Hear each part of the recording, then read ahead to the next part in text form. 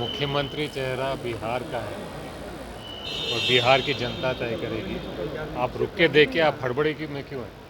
चिंता मत करिए, सब कुछ ठीक चल रहा है। सीट शेयरिंग पे बातचीत अच्छी तरह चल रही है और हर बैठक में ज़्यादा से ज़्यादा सीट क्लियर करने का प्रयास हो रहा है। हम संतुष्ट हैं और मुझे लगता है कि आने वाले दिनों में इस पर अच्छी प्रोग्रेस दिखेगी। सैक्रिफाइसेस को भी आप लोग तैयार है नए अलायंस पार्टनर के लिए? कोई भी गठबंधन हो, किसी भी प्रदेश में हो, किसी भी देश में हो, अगर नए अलायंस पार्टनर्स जुड़ेंगे तो जो मौजूदा पार्टनर्स हैं उनको थोड़ा थोड़ा तो सैक्रिफाइस करना ही पड़ेगा। तो ये सिर्फ हमारी गठबंधन का धर्म नहीं है, हर गठबंधन का धर्म है।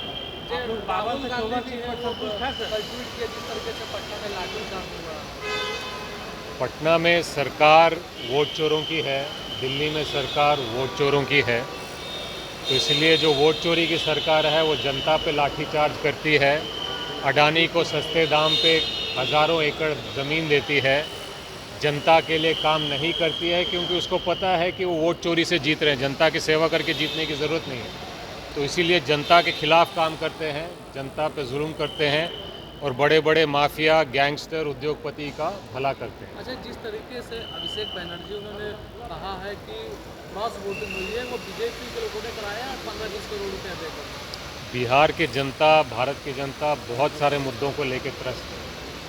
वोट चोर बेरोज़गारी कम नहीं कर रहे हैं, महंगाई कम नहीं कर रहे हैं, क्राइम कम नहीं कर रहे हैं, पेपर लीक कम नहीं कर रहे हैं, शिक्षा व्यवस्था नहीं सुधार रहे हैं, स्वास्थ्य व्यवस्था नहीं सुधार रहे हैं, किसानों का हाल नहीं सुधार रहे। तो इसीलिए बिहार की जनता तो एक बात समझ गई है कि वोट चोर गद्दी छोड़, और जब तक ये नहीं होगा उनका भविष्य खतरे में है, उनके बच्चों का भविष्य खतरे में है। तेजस्वी यादव माँ बहन योजना के नाम पर या फिर रोजगार के नाम पर फॉर्म भरवा रहे हैं लोगों से, महिलाओं से, और एनडीए के लोग कह रहे हैं कि ये गलत है, उन पर एफआईआर दर्ज होना चाहिए। अगर लोगों के भलाई करने में गलत है और एफआईआर दर्ज करना चाहते तो ज़रूर दर्ज करें।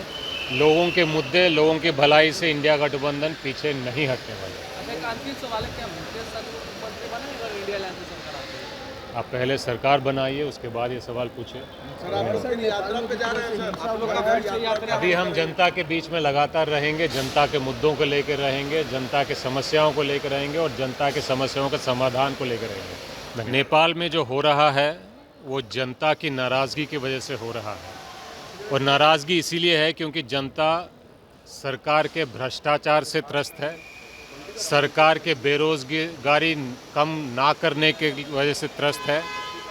और ये हमें समझना पड़ेगा कि सिर्फ नेपाल ही नहीं, इससे पहले बांग्लादेश में हुआ था और बांग्लादेश से पहले श्रीलंका में हुआ था।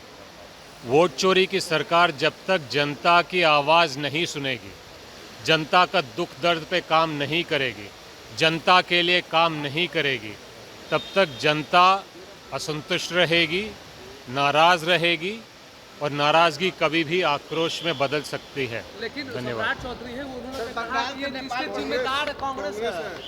ये घटना नेपाल में जो घटी उसके जिम्मेदार कांग्रेस है, सम्राट चौधरी ने कहा। नेपाल में जो घटना घटी है उसके जिम्मेदार बीजेपी का कहना है कि कांग्रेस है।